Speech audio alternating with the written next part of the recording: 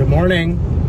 It is, what, 10 o'clock on Saturday, June 15th. We're on our way to the Vault game store. It's my buddy Todd, my designated driver. And we're going to play some Modern Horizons Sealed and hopefully draft. The first question is, how many people do we think are going to show up for this thing? Because it's a pricey ticket. $90 to play some Sealed and hopefully draft if we top 8. My only frame of reference is there were 2 Pioneer RCQs at a couple different stores a couple weeks ago that had sub 20 people. Like I think it was 17 and 18 respectively. And that was cheaper. And like the format's new, I don't know. So maybe it's gonna be like way more because people love limited. It might be way less or about the same because of the price.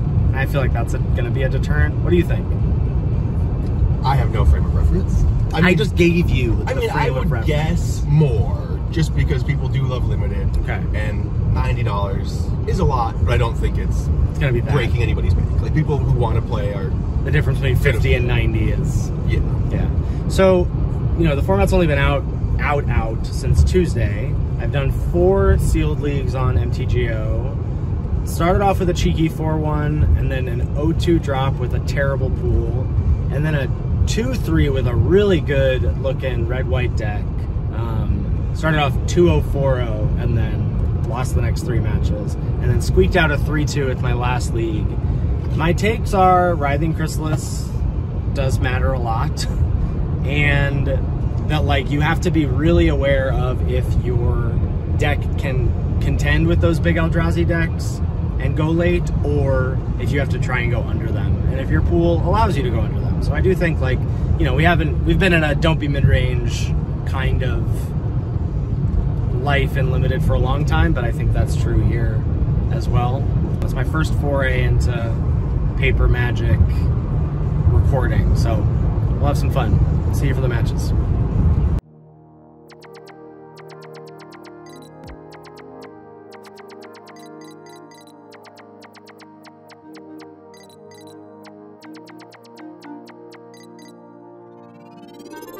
All right, so here is our sealed deck for the event. So my camera that I used for the matches for like the tabletop stuff was my webcam, which like looks fine, but it's a little grainy.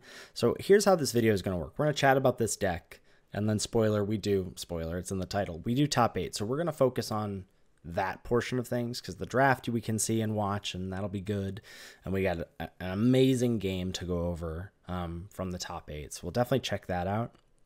For now, this is our sealed pool. We did get to open the big bad Chrysalis here, the Writhes Chris Steakhouse, and got just like, I think, one of the better kinds of decks for sealed in this format, which is Teamer Eldrazi. You can see we've got good fixing, we've got good ramp, right? 2 Dryads and the Transformer. We've got great top end. The only issue is we don't really have interaction. Right? We have Ral in the Implicit Maze, we have Spawn Gang Commander, we have Ugin's Binding, which is pretty nice to bounce everything, but we don't really have spot removal, right? No galvanic discharges. I guess also we have Bridgeworks Battle as well. And our pool just not even really across the board had, like, black had like a Breathe Your Last and a Wither and Bloom, but like we weren't going to play black-white. Like we're going to play this build. There was a question for me in deck building with whether I was going to lean heavier green-blue or heavier green-red, because blue did give me one of the blue 2-drops, the 1 on a blue 2/1 Eldrazi flyer that makes a spawn whenever you draw your second card on a turn. Oh, I forgot to mention Linebreaker, which is also nuts. So we've got the power here, but I elected to go more, and in that blue-green version, I was still going to play Spawn Gang Commander. I was even thinking about playing Ral, but I just elected to want to have, because I had the rampers, I was like, getting to ramp out Ral in the Implicit Maze on 4 can be pretty backbreaking against people, and I felt like that consistency was going to be good, plus the consistency of Spawn Gang Commander. And all of my blue, and I guess Demon Inferior is also a piece of interaction, all of my blue doesn't need to be cast that much on time. The one card that I think I shouldn't have played is Kozilek's Unsealing. It's good, not great. You know, I do have 2 7-drops in the Drowner of Truth and the Annoyed Altasaur. But I really don't think I should have done that. And then something that I ended up doing a lot was siding out a package of 5 cards for a package of 5 cards. And the 2 cards that were coming in, it was 3 lands to support the 2 cards, which was 2 copies of Expel the Unworthy. So we dipped into white for a splash. And you can see our mana is quite good. We've got a Tranquil Landscape there. We have a Perilous Landscape. So adding a Plains, I believe was all we did, was add 1 Plains and then maybe two fetches, and then the Expel, or the double Expel the Unworthy, because we faced some fast starts from our opponent. And then we also had Transformer and double Nightshade Dryad to help in casting that, plus Path of Annihilation, turning our Eldrazi spawn into, mana dorks of any color. So we had ways to cast those, and I made those swaps a lot, made them enough, actually, in every round that wasn't round 1, that I thought maybe I just should have started with that, but ended up not being that important. So here's how the matches went. So like I said, we're not going to show any of the gameplay. Shout out to the Vault for letting me film everything. Thank you to them. And shout out to all my opponents who were just super awesome. And I even had a great fake out moment on camera that my opponent did that we'll chat about in a second. So, but we ended up winning all 3 of our first 3 matches, and then being able to intentionally draw match 4 and match 5 to end up being seed number 2 going into top 8. The person I drew with in round 4 was seed 1. So we were both 3-0-2 going into the draft. After 5 rounds, a 24-person RCQ was 5 rounds. And no one got 4 wins. Everybody, once they got to 3 wins, ID'd. So there was either the 3-0-2 that me and my 4th round opponent were, and then a bunch of 3-1-1s past that. So match 1 played against a pretty unremarkable, looked like a black-green, maybe in the Abzan space deck. Match 2 is the scariest match to me, which was an Azorius deck. My opponent had that insane white 1-drop, the 1/2 that gets energy and gains life whenever a creature comes into play, and you can spend energy to put 2 counters and a flying counter on a creature when you attack, which is just incredible. They had that in game 1 and game 2. I won game 1 because they were stuck on lands. They seem to have mana trouble in a lot of their games. So they played that in game 1. They played that in game 2. Game 3, they go Plains, tap. Just kidding, untap. But I definitely did have a bit of a heart attack moment for that. So shout out to my round 2 opponent. And then managed to squeak out round 3. Like, our deck just really did the thing a lot of the time, right? Just getting to go, like, 2-drop into Chrysalis, whatever. Like, that's, I know. And then the fact that we have Path of Annihilation is another kind of Chrysalis thing. Like, just being able to go bigger than our opponents faster was a real boon for us. And so won match 3. And then even though we did ID in round 4 and round 5, we played out the matches and lost both of those matches, actually. Lost quickly to a Crabomination from our round 4 opponent. And then in round 5, I believe we had like non-game, I think. Or maybe it was non-game, real game. But my opponent just gave me the beating. So that's the deck. Worked out really well. Happy with the deck choices, except thinking about maybe do I want to do the Expel the Unworthy Life. And then we're going to dive into the draft. Enjoy. Alrighty, here we are for the top 8 draft. Going to open up our booster and see what we can't find. And boom, baby. Nadu. Coming in hot. Can't really imagine a world where we take anything else. Just going to flick through and see if there's anything good or anything worth noting that we're passing. Voltstorm Angel, a Reckless Pyro Surfer, Eldrazi Repurposer, Breathe Your Last. Those are all probably the cards worth thinking about, but I don't think there's anything that we're going to select over Nadu. We should say that this draft is not timed like a PT Top 8. It is going to have the same rules of can only check your picks between packs, that sort of thing, but those 4 cards that I pulled out to the front, I guess there's that red MDFC, but like there's just nothing. It's just a clear Nadu, and then just figuring out like, are we going to end up green-blue? Are we going to end up splashing it? Whatever. We'll figure it out from there. Pack 2, the Black-White Aura, Ajani, Royal Cartographer, a couple lands, and a Nightshade Dryad. Oh, and the Drake. I forgot that I passed the Drake as well. Because I don't end up taking the Drake here. I've never played with it. I don't know how good it is. It might be a fine follow-up, but it's basically, for me, it's between, Yeah, you can see me reading the Storm Drake. I think I've had it played against me once before, but I hadn't really seen it. So lingering on the Drake there, just making sure I understand it, if I'm supposed to take it or not. And then I've got Cartographer and Nightshade Dryad, and I knew I was about to. I was like, you can see it's in the front there. I was going to take Nightshade Dryad thinking, well, we can splash Nadu. And then I believe last minute I decided to take the Cartographer, just thinking I'm at a table of people who know that green is good. I know that energy is good, and I know that Cartographer is very good, and it's a real reason to get into blue energy. So I was happy to take it there, and I'm about to be really happy that I took it there.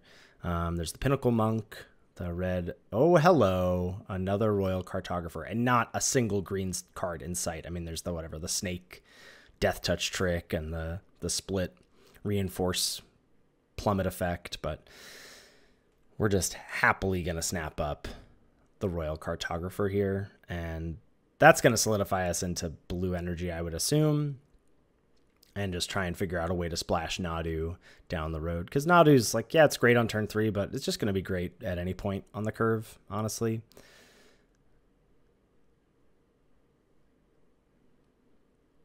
Devourer of Truth is nice as a way to splash Nadu, potentially. There's a Charge Bug as another energy card. And then, oh my goodness. Pick 4 Depth Defiler after taking the 2. Like, I would happily take the blue-green duel, right? Like the blue-green MDFC, because it will let us splash Nadu. But Depth Defiler is too strong to not take here. And feeling just so good about not taking the Nightshade Dryad and moving into blue here.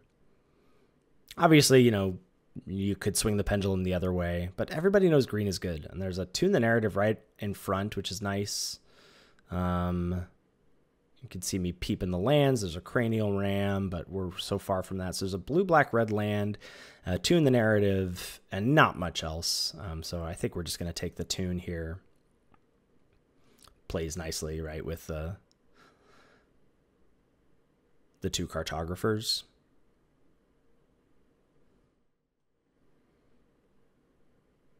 And here we've got a Static Prison and a Worn Power Stone, and we're already playing in the energy space. I think it'd be very reasonable to end up blue-white and splash the Nadu.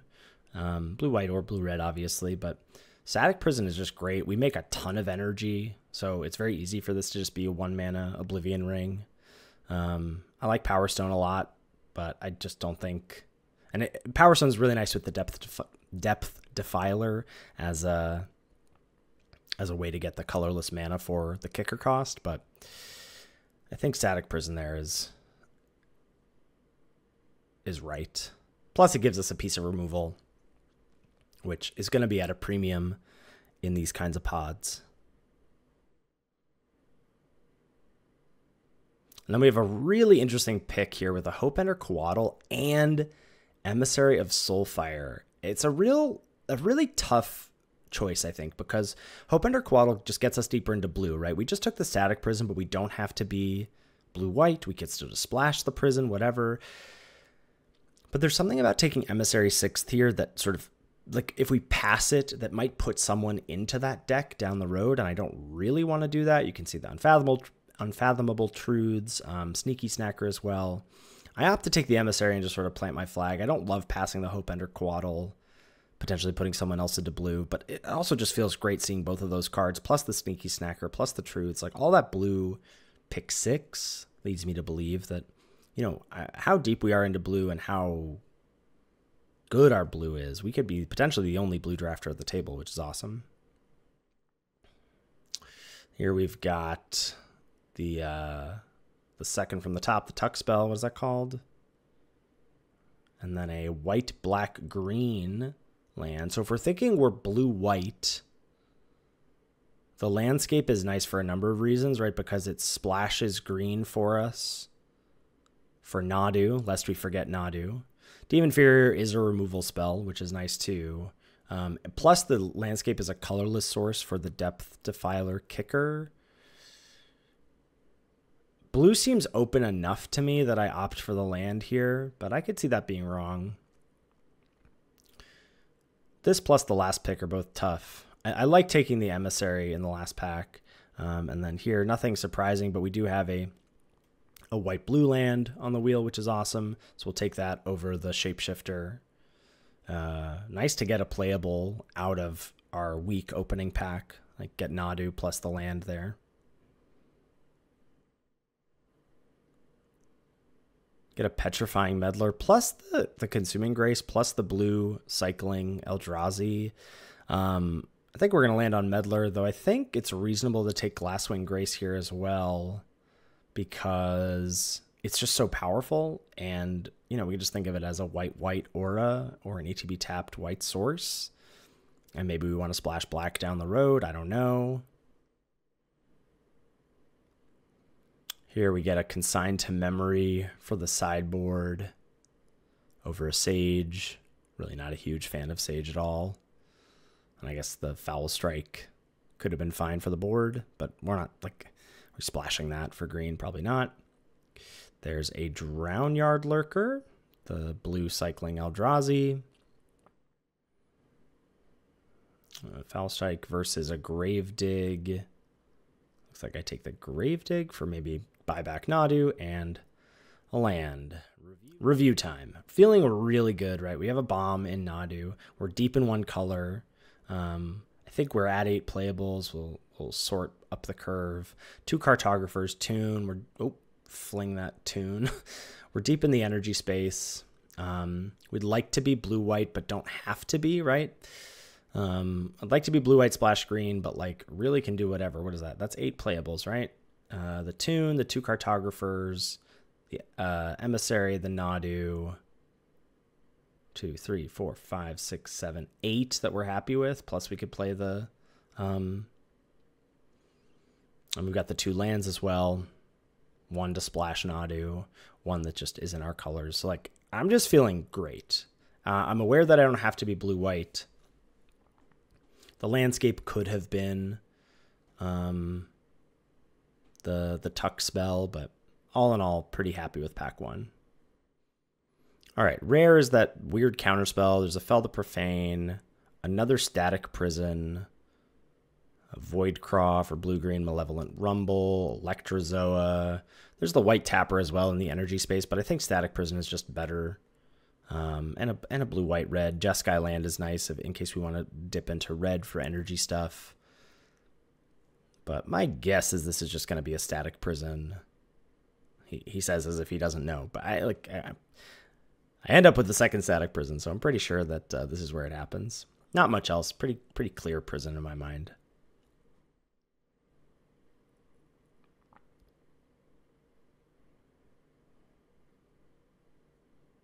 Pack 2 here. There's a Tempest Harvester. And oh yeah, looks like I'm thinking about the, I don't even know what that card is called. The Spirit, the Afterlife 1 drop. Yeah, this is a pick. Oh, and there's also the Rose Caught Knight. Why am I thinking about Knight? Oh, because it can find the 2 prisons. And also just like thinking about green cards as well, it looks like. I should take Tempest Harvester here, and I think I regret not doing so. Indebted Spirit. But I'm thinking I'm blue-white. I'm not quite sure. I feel like there's something I'm missing. Oh, because of Bestow with Nadu. That's why I take it. But I also thought there was a chance like Harvester isn't that desirable. It could wheel, like there was a lot of blue. I think I end up regretting that pick. Pack 2 and Pack 3 are going to end up with some regretful picks as we'll see. Dog Umbra, we're just reading Flare of Fortitude to make sure it's not something I want. It's a Bauble, a Wastscape Battle Mage, and we do have 2 wastes so far, or two ways to produce wastes with those lands. And I'm wanting to splash, so I'll probably pick up more. I think Battle Mage is excellent, and I don't know what I would take otherwise. I guess Dog Umbra or Assault, like one of the removal spells. It's also blue-white land. Yeah, it looks like I'm between Dog Umbra and the Battle Mage here. I just think the upside on Battle Mage is so high, and we already want to be in the blue and green space anyway, so like I'm going to be taking the lands. I don't know. And it seemed like we were able to pick up 2 in Pack 1, so hopefully get some more. And there's a Kaith. And like, again, I want to take lands. Let's see if how I feel about the pick here in retrospect. No, there's nothing. I mean, there's a Ral in the Implicit Mage, which is great, but we're so far from that. Like, especially if we're playing in blue-white, all we need to do is just get a little bit of fixing, and we can play Kaith. Kaith is really good. Gives everything fabricate 1, and then you can proliferate or populate. So we take Kaith, and we're just saying, look, I'm just going to take powerful stuff and fixing, and that'll be that. Basking Broodscale, a Writhing Chrysalis. I mean, again, what are we missing out on? An Electrozoa, which is whatever. We did just take a red card. We're trying to splash red and green at this point. So why not splash a red-green card? I don't know. I mean, like, I also, at this point, so I do end up taking the Chrysalis, and Joe, who's to my right, like, green did not flow in pack 1, and, like, I'm pretty sure he's in green.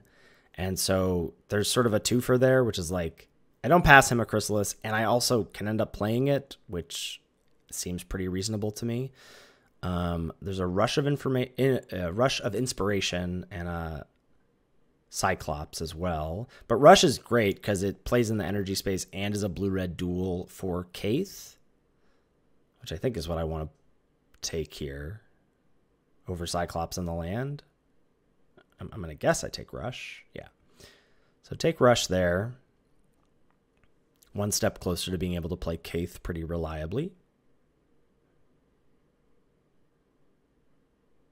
There's a Teamer land, an Ether Spike, a Naya land, another Ral in the Implicit Maze, a Ghostfire Slice.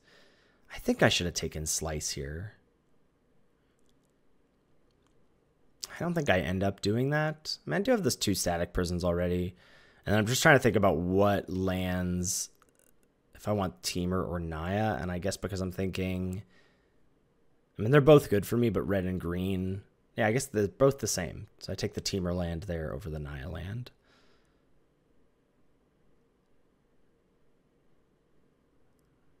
They're about the same. One touching a base color and then the rest not. What do we have here? Superconductor and the Eldrazi Cycler. There's a Void Craw as well. Breaker of Creation. You know, we are snapping up those colorless lands. So now we're dipping a little bit further into the red territory, right? And there's the red MDFC that I'm thinking about, but I think I'd rather just get the Superconductor for my energy life. Yeah. So dipping further into red, like, am I really going to splash the Superconductor? But let's be clear that I haven't really found any white this pack, right? And it's making me regret taking the Soulfire, or Emissary of Soulfire, is that what it's called? The blue-white energy card. Get the Electrozoa on the wheel here, which is nice. And thinking about maybe I should have taken the Meltdown for sideboard, right? Like, someone's playing artifacts out there, but... and then nothing here. I think we take Rose Cottonite. Again, it can find the Static Prisons. But white did not seem open that pack, so we'll see what happens in pack 3. A bunch of nothing. Do I take the Flare? Sideboard? Foul Strike sideboard? I don't know. We're not playing anything here.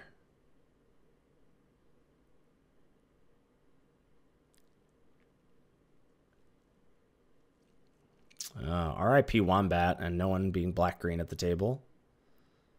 Nothing here. And an Electrozoa last pick. I think we're going to play that. And then a, what is it? The Simulacrum, Serpidian something. The red 1/1 haste. You can crack it for 4 mana to deal 4 to something.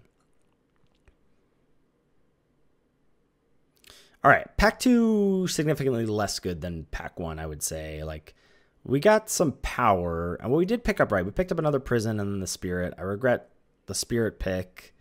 Wish I had taken the blue card there, but what can you do? We got a Kaith. So we've got some work to do in a number of spots. We need fixing still, and we need our curve taken care of, because our curve is currently 2 prisons at the bottom plus a Tune the Narrative, and then 2 cartographers in the 2-drop slot, and that's it. And I guess you could count the Wastscape Battle Mage as a 2-drop, but like,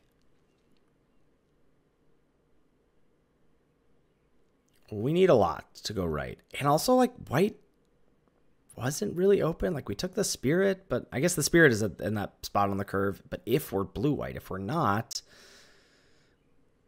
which, like, you know, nothing really says we should be red except for we got the, we have the Kaith, but we can splash. If we're blue-red, then we're still splashing the white part of it. We got the Chrysalis, which is a double splash. You can see it's at the back of my pile. I'm not considering playing it right now. And we did get that Electromancer kind of late. So maybe we're going to end up being blue-red. I don't know. It's getting a little messy. What started off as a nice clean draft has gotten a little messy for us. That Wastscape Battle Mage should be in the deck, I would think. Like, we have 3 colorless sources right now. We should be able to play that pretty handily, I would say. But yeah, that's the review. So still deep in blue, have power, but need to shore up some holes in the deck right now. All right, pack 3, we've got a Jolted Awake. There's an Amphibian Downpour. There's the White Blink 2-drop. There's an Emrakul's Messenger. And that's it. I think, again, a pretty clear Messenger. Some good white cards, but I'm feeling a little like, white wasn't that open. I've got some ways to draw cards, right? 2 cartographers, Tune the Narrative. Messenger seems pretty good to me. The nice thing is there's like a huge wombo combo with the Conjurer and Nadu, but I think we just take the blue card. We know we're going to play it. It's a good 2-drop. It helps us make our curve look a little neater. There's a red removal spell. There's a Toxic Deluge, and there is an Ether Revolt. 2 red. Every time you get energy, you deal that much damage to any target. And if you deal non-combat damage, or if you have Revolt, then non-combat damage gets 2 more. All right, Ethan, move your arm here, buddy. You goof. It's my first time, folks. This sort of is the big wrench in things. Like, you didn't even get to see the rest of the... Here, let's see if there's anything else to consider in the rest of the pack. A Wormcoil Larva, another Cyclops, which could wheel. We could have taken the Riddle Keeper. That's a possibility. Twisted Riddle Keeper could have been the pick there. But I just think Revolt is so good, and I was already feeling like white wasn't that open, and let's just go for it and go blue-red. And this is a pick that I really regret. I should have taken the Amulet here. Spawn Gang Commander ends up being great for me anyway, and there's also the blue-white 2-drop that we could consider. There's a Serum Visionary as well. There's just lots of goodies here. I'm just such a sucker for Spawn Gang. And I thought that there was a real chance the Amulet would wheel, because, like, I didn't think a lot of people at the table were playing in the red energy life. And it's just not that great of a card otherwise, but we have a lot of options in this pack, and I ended up just going with Spawn Gang, just deciding like, hey, we're going to be heavy red after that Ether Revolt. But again, with the Ether Revolt, I should have probably just taken the thing that made energy. Plus, I got the cartographers. I think it's tough. This is a really tough pick. I definitely just thought that the Amulet could wheel. There's a Visionary, which is nice. There's a Jund land, which doesn't quite work. There's a Void Pouncer as a red 2-drop, which I am in need of. Just thinking about, does the Jund land do anything for me? Well, it splashes Nadu. That's about it. There's the Skyclaw that gives me energy, but like that's not really doing it. We're just going to take the Visionary and move on. Dreadmobile, Flute, another Jund land, and Electrozoa, and I guess I'm going to have to take that one. Did I end up taking the Jund land here? I think I did, as just a red-green fetch. Plus, I do want wastes for Battle Mage and Defiler, and I was like, Electrozoa came last pick. Was it pack 1 or pack 2? So it could come again. Not sure how I feel about that pick. I think I end up playing the Jund land anyway. Utter Insignificance is nice. Another Wombat. Bant land. So that's nice. That's going to touch I'm going to touch all three of those colors, right? Because we're blue and we're wanting to splash. Like now that we've moved into heavier red, we're still going to splash the static prisons and probably the emissary. So this pack, oh, another huge mistake here. I mean, not that huge, but like I take the Pinnacle Monk here. I don't have any instants and sorceries. I would never have made this pick if this were online. I was like, oh, I have a Tune with Ether. I'm sure I have other stuff, but I literally just have Tune with Ether. Because my removal is in the enchantment space. I should have taken Cursed Mirror. Not that like Cursed Mirror would have been nuts for me, but I would have actually played it, whereas Pinnacle Monk I don't think I even end up running as a tapped red source. So I should have taken the red mana rock there. That's a pretty huge mistake. One of my least favorite picks from this draft. There's a Furnace Hellkite, Dreadmobile, and it's just nothing for me here. I think I end up hating an Altasaur from someone. Unless never playing the Hellkite, but maybe I should have hated the Hellkite. Todd to my right ended up being in Artifacts, or Todd to my left ended up being in Artifacts. But I can't hate from an Artifact drafter because Dreadmobile and Hellkite both go there. So I think I just hate the Altasaur. Pretty sad pick there to go from feeling so good about blue in pack 1 to that kind of thing. And then here just nothing. There's a Rosecott Knight number 2 that we're not playing, a Sneaky Snacker number 2. Looks like I take the Null Elemental Blast. Yeah, sure. All right, we get the late Cyclops, which is nice. Plus there's an Ether Spike there, but go for the Cyclops. Also could have considered Expel. I guess I don't know how deep my White Splash should be. My mana ends up not being great, as we'll see when we get to the deck.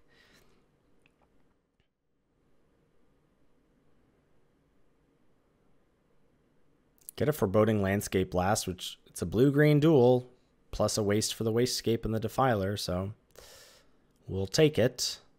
And we actually get a red 2-drop.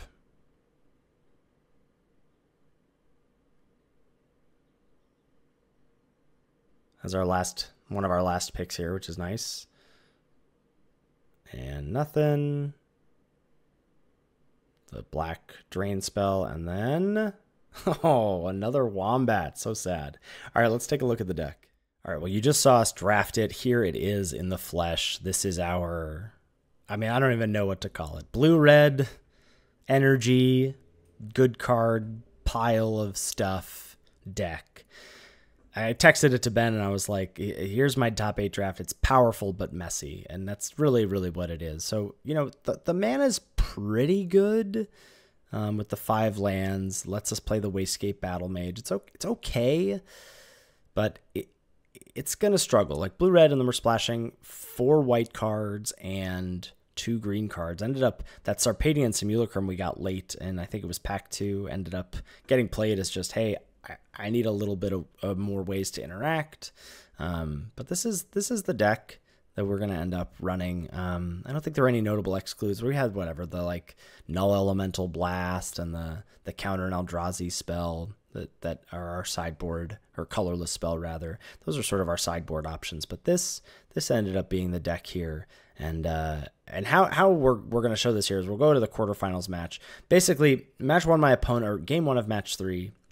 Not game 1 of match 3 of the quarterfinals. Game 1 of the quarterfinals match. My opponent mulled to 6. We saw the energy sweeper from them, but we were able to rebuild with a Nadu after that.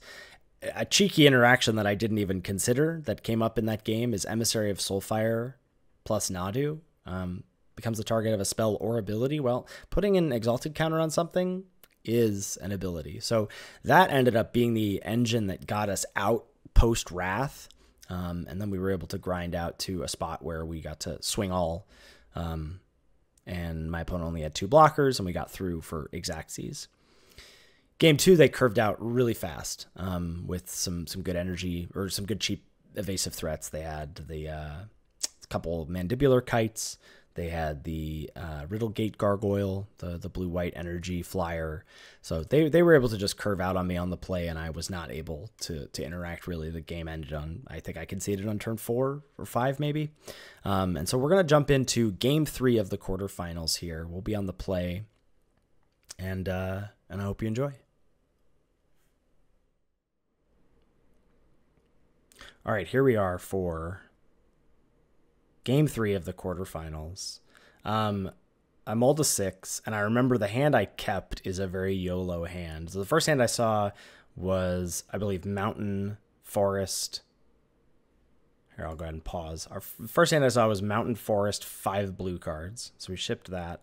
And then this hand is Mountain Plains. I have a Void Pouncer, and I have a bunch of blue sources in the deck, but then it's a lot of like gotta draw land 3, and ideally land 3 is blue, because I believe I have a Emissary, I believe I have an Electrozoa, and I have Aether Revolt in hand. So a lot has to go right, but like I just can't mold a 5. I mean, I could have molded a 5, and I probably should have molded a 5. But I also feel like I've got a 2-drop in Void Pouncer. I believe I have Static Prison as well. Like, I have plays. Any blue source opens up my hand, and I have arguably one of the best cards in my deck, in my hand. So that's what we ended up running with on 6 here on the play in game 3. Opponent's going to just go ahead and crack a fetch.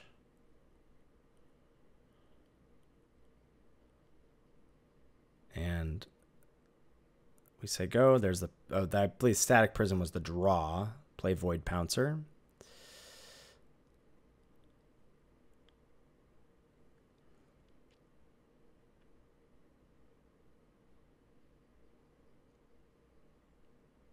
Really recreating the modern experience with all of the fetching and shuffling. They're going to go ahead and play the Kite. And I have a decision here. I mean, I don't draw a land, I believe, and I do, or maybe I did draw a fetch. I think I did draw a fetch, maybe. And we're going to Static Prison, and I end up Static Prisoning the Germ after I drop it on the table. I'm going to Static Prison the Germ and not the Kite. Again, could be wrong. My opponent even asked, they're like, oh, is it creature only? I was like, no. But I didn't know, one, I didn't want to have to spend the energy, right? I just get the 2 free energy here, and then I sack the thing next turn. Otherwise, they're going to eventually get the Kite back. Okay, so we drew the Esper land for the turn, so we get to go fetch a blue source and crack in for 3.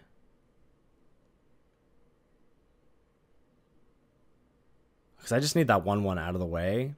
So I could have taken the Kite and killed the Germ, but then the Kite comes back. Whereas here I get to just bank the 2 energy and sack the Prison, which is what I ended up. That was my plan and my reasoning for doing that. Could be wrong for sure. So go ahead and untap. And you can see just Mountain right off the top, which is pretty awesome. Crack in for 3 again and get to play Aether Revolt. And feeling like we're kind of doing it.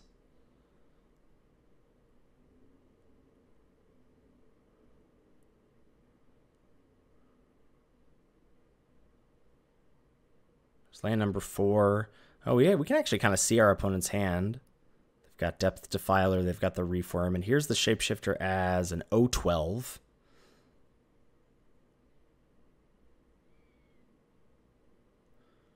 Draw for turn.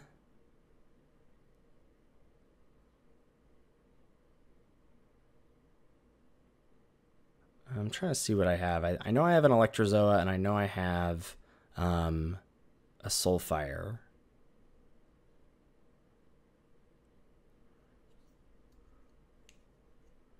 Opponent taking a little read on Aether Revolt there. And I think my plan is to just flash in Electrozoa and then pump up using Soulfire to get some exalted triggers on the Electrozoa.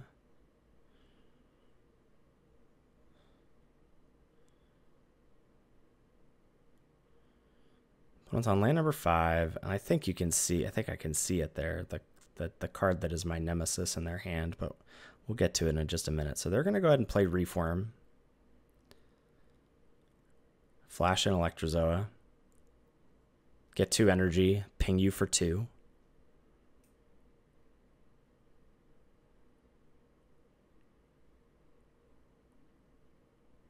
Another land. Lands have not been shy. We pay the energy for Electrozoa. So that puts us at 3.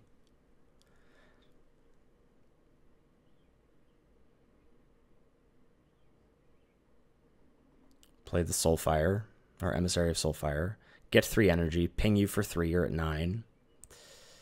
So I have 6 energy available. Oh, of course this is why I don't use it, right? Yeah, I was sort of kicking myself for not having done... No, this makes total sense. Oh, no, I could have done it twice because it's only 2 to activate. Okay, so what I tank about here is the where I'm going to put the exalted counters and how many times. So we go ahead and do an exalted counter on a Void Pouncer. So we'll only do 1 and we get 1 trigger. So we get in for 4, put him to 5. Not doing it a second time is going to really come back and bite me. Because I was thinking, well, I just win in the air, right? I mean, I don't win in the air because he's got Kite and can equip it. And then I really don't win in the air because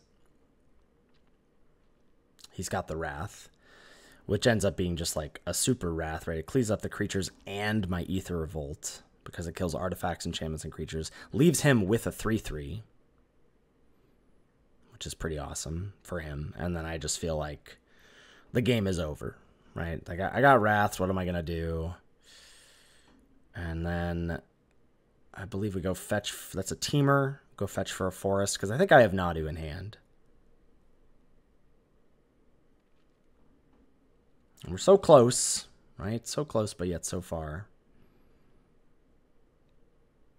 With no board, and our opponent getting to play Depth Defiler here.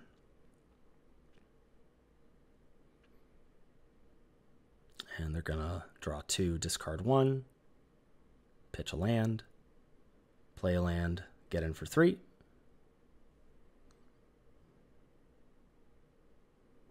Tracking life totals on both the iPad and an actual pad. And then what are our draws here? We have a land in hand and I think Nadu and Sling, or Spawn Gang rather. We go Nadu first. 1, it's a flyer, right? So it can hopefully get through in the air. And 2, it's a clock, or I'm gonna get to draw a card. I believe that Spawn Gang is the last card in my hand. Nadu trigger, reveal, messenger, pass.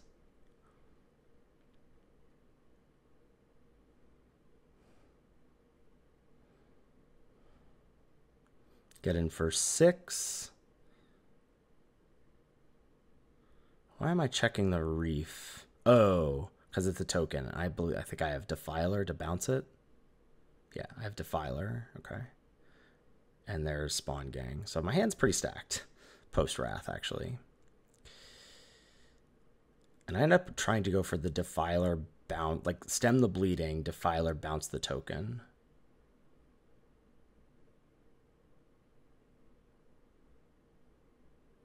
And they have another Thraben Charm, and you can see in response... Well, I don't need to jump the gun, but here we go. They tap 2 mana. In response, they Thraben Charm their own Reform token. So it goes from a 3/3 to a 6/6. And this is huge. A huge play from them. So I thought I was stemming the bleeding, but then bleeding will commence. And there's an Utter Insignificance. And it's exiled. And now I'm at 11, facing down 9, but they're empty-handed.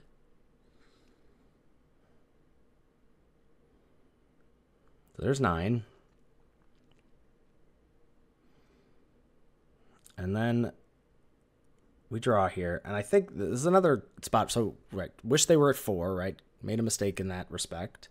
So there's Spawn Gang. My opponent loses it. And then I think if I just chill, right, and go... I don't know. Block sack... No, double block sack doesn't work. Still not quite right. But if they were at 4 instead of 5 from the Exalted previously, we would have this game on lock. And then I decide to tap out instead for the messenger. Again, I get a flyer in play, which is good. Flyer is good. And then my opponent is so sick and top decks that blue-white mythic that says whenever like a non-token permanent leaves the battlefield, you get to choose one, like make some tokens.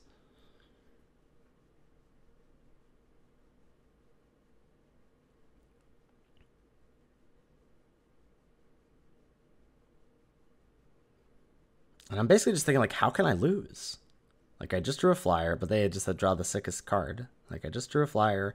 I have my spawn gang. I'm going to kill you. I'm going to win.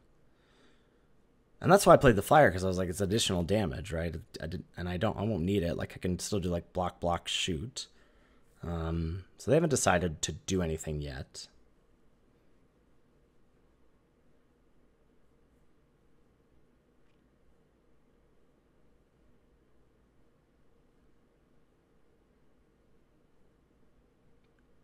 In they come. Put 2 spawns in front.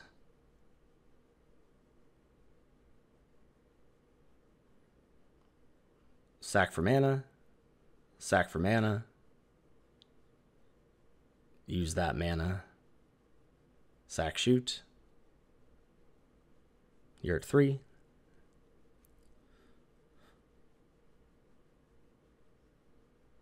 And they play the sickest card. I mean, we're all top decking here. Let's see what I draw. I think it's just a land, right? And I'm sort of kicking myself at this point. Oh no, it's not a land. It can't be a land, because I would be dead if it was a land.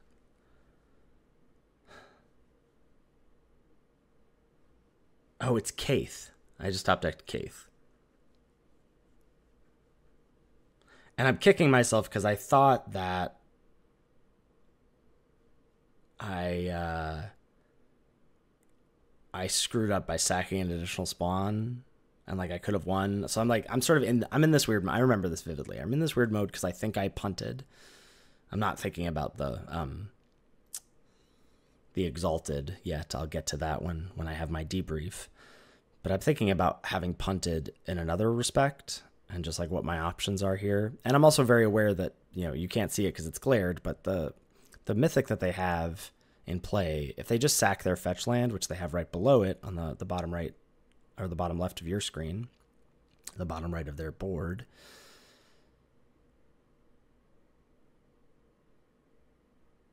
then they can just make a flyer. So I don't get to do anything in terms of, like, what I could do is attack with the flyer. They make the token. Then I use the spawn gang to chuck my token at their, or my spawn gang at their flyer. I still only get in for 2. And I have to figure out how to not die here. So we're probably going to cut ahead because I think I tank for a while figuring out what to do. Yeah, I end up not attacking. They go ahead and crack their fetch. They make a 1/2 flyer. I think they win if they make a 2/2 also, because I am at 2. I'm pretty sure they win if they make a 2/2 instead of the 1/2 flyer. And now I'm like tanking on what to do if I want to do anything in response to them making a 1/2. Pretty sure I don't. Or no, we're still tanking here. Okay, cool. Still tanking. There's the hand. Go ahead. So I'm pretty sure, because there are 9 mana. So if they draw a 10th land, then they can double activate, but they do not draw a 10th land. So my plan right now is I have to keep Spawn Gang alive.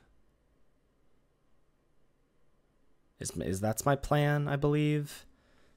And so when they attack with everything, I'll block everything but the 1/2 flyer. And then when they go to pump the 1/2 flyer or pump everything, I'll chuck one of my blockers at the flyer to not die. But yeah, if my opponent just makes a 2/2,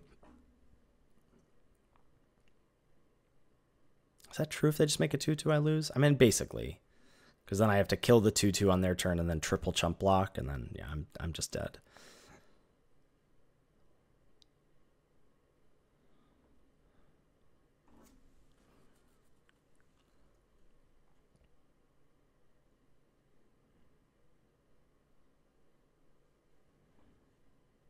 They're thinking about their attacks here.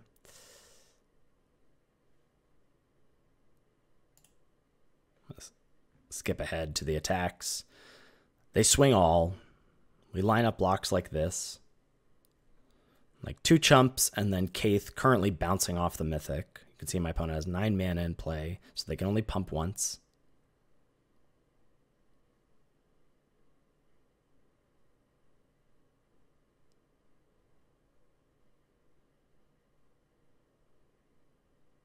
So they're going to pump, and then in response,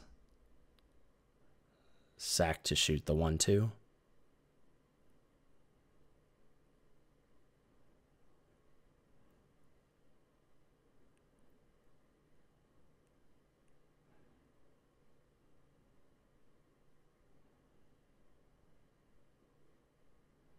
I was so hoping that this was like a bluff or so. I was like, what is this? But it still was something.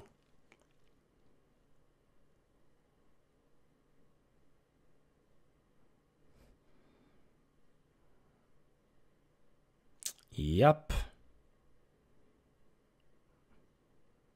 And I still do have outs, right? So they cast the Frogify thing. So now my Spawn Gang is a 1/1.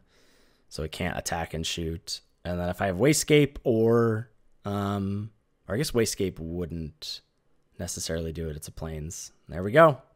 And we end up losing a Heartbreaker there in 3 games. And a super, super crazy game 3. All right, a little, I don't know, walk of shame. It's just really a walk. Just wanted to get some air. So let's focus. We'll do the negative first, which is that's brutal. Those were some gnarly top decks. I mean, from both sides though. Like I drew top deck Kaith. I also, my opener was a dumpster. Like I'm the mulligan, like whatever. My opener was all blue cards and a mountain and a forest. Mulled that, and then the second hand, I just sort of YOLO kept and needed to hit lands and the right lands, and I kind of did. I mean, didn't hit an untapped blue on 3, but whatever. It delayed my energy stuff. The other sick thing is that I could have, if I had spent one more energy, or if I had gotten one more, I wasn't thinking about Spawn Gang. This is actually now just occurring to me that not Spawn Gang, yeah, Spawn Gang. That if I had done one more Exalted counter, he would have been at 4, not 5, and then I would have been able to win with the Spawn Gang. And then I thought I screwed up with Spawn Gang in the actual game, but I didn't, and so I was in the muck a little bit there. Anyway, but positives. 1, that was a sick match to get to post to YouTube. That's awesome for you all to see. That's really cool. I'm very happy with that. And my buddy Todd is in the quarters. Actually, my buddy Todd and Joe are both playing each other right now. It's sort of funny because I don't know if either of them care about going to DC. So, and I would go to DC, so that feels a little slight bummery, but you know, whatever. It's good. Got to play a good match. Got to draft, I think, a good deck. Again, mostly pretty happy with how I navigated that seat. And yeah, I think that's it. Got a long, not long, 45-minute drive home, and then podcast tomorrow. Thanks for watching, everybody. Hope you enjoyed, and hopefully we'll get to do more of these in the coming months. I'm definitely down to record some more RCQ. So hopefully, if you made it all the way to the end and you liked it, let me know, and I'll hopefully do this again because it was fun.